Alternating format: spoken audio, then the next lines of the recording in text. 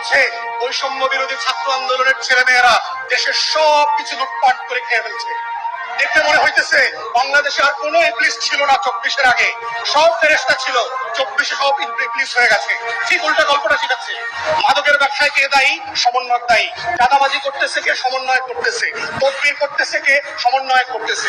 অতএব এই যে নতুন অভ্যুত্থানের নেতা কর্মীদেরকে শত্রু বানানোর রাজনীতি করতে, অতএব এই জুলাই যোদ্ধাদেরকে বুঝতে হবে সেই শক্তিগুলো কারা, সেই গণমাধ্যমগুলো কারা, যারা দিল্লির বয়ান কায়েম করবার চেষ্টা করছে। বাংলাদেশকে যারা নতুন করে স্বাধীন করেছে সেই স্বাধীনতার নায়কদেরকে প্রত্যেক দিন প্রত্যেক রাতে বাংলাদেশের শত্রুতে পরিণত করছে, দেশের জনগণের মুখোমুখি দাঁড় করানোর চেষ্টা করছে।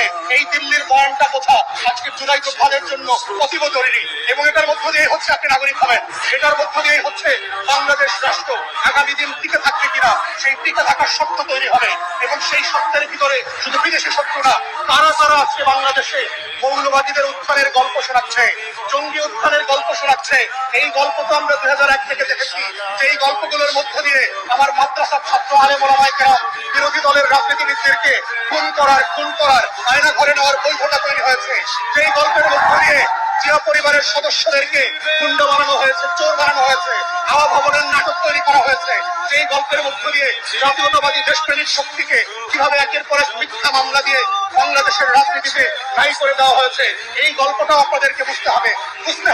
গত 53 বছরের রাজনীতিতে নাটক, সিনেমা, গল্প, গান, ফিল্ম, ফটোগ্রাফি সবকিছুর মধ্য দিয়ে দেশি প্রেমিক মানুষদেরকে অপর করার চেষ্টা করা হয়েছে। যারাই দিল্লির আধিপত্যবাদ মানছে না তাদেরকে জঙ্গি কার্ড দেওয়া হচ্ছে, তাদেরকে মৌলবাদী বানানো হচ্ছে, তাদেরকে হাওয়া ভবন বানানো হচ্ছে, তাদেরকে দেশের শত্রু বানানো হচ্ছে, তাদেরকেই পশ্চিমের কাছে গিয়ে বলা হচ্ছে বাংলাদেশে নাকি দক্ষিণপন্থীদের মৌলবাদীদের উত্থান হচ্ছে। এই চক্রান্ত হচ্ছে দিল্লির আলাপ এবং কলকাতার বয়ান। এই চক্রান্ত আমরা 2001 থেকে বারবার দেখেছি। বাংলাদেশের দেশপ্রেমিক শক্তিকে, গণ অভ্যুত্থানের পক্ষের শক্তিকে, জাতীয়তাবাদী শক্তিকে কিভাবে নাই করে দেওয়ার বয়ান এবং বৈধতা তৈরি করেছে। তাই আজকে যারা জুলাই যোদ্ধা ছিলেন আপনাদেরকে বুঝতে হবে সেই শত্রুরা কারা, কারা কারা গণমাধ্যমে বসে পুরাতন বাংলাদেশের বন্দোবস্তকে ফিরিয়ে নিয়ে আসার চেষ্টা করছে, কারা কারা প্রত্যেক দিন রাতে টকশোতে বসে জুলাইয়ের বিরুদ্ধে মতামত তৈরি করছে।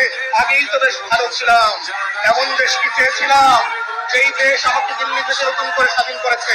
অতএব সেই বাংলাদেশটা কোথায়? সেই বাংলাদেশটার আকাঙ্ক্ষাকে নতুন করে ধারণ করবার জন্য সত্য আইডেন্টিফাই করা খুবই জরুরি। এবং তরুণদেরকে, শিক্ষার্থীদেরকে, তরুণীদেরকে, যারা শহীদ পরিবার, আহত পরিবার আছেন, আগামী দিনের বাংলাদেশ থাকবে কি থাকবে না এটা সত্য